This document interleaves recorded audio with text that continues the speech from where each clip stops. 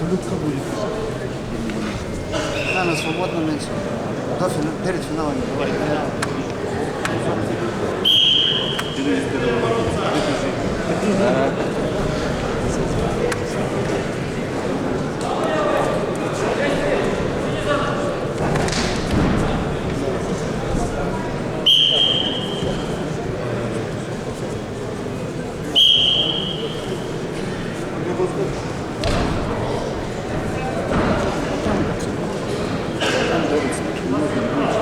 Дальше как тоже.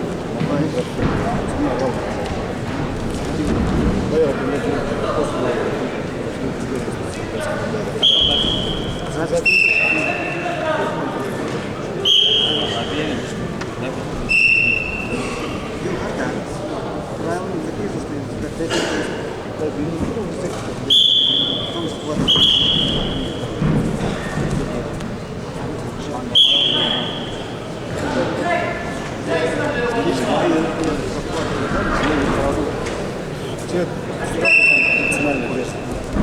Совсем не эти.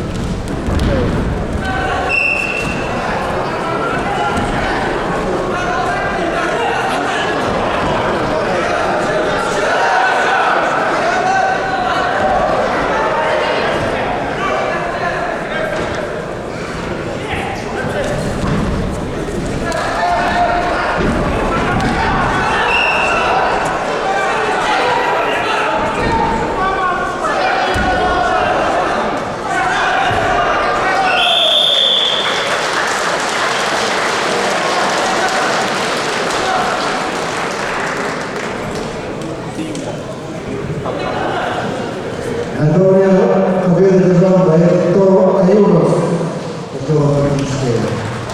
И стал бронзовым призером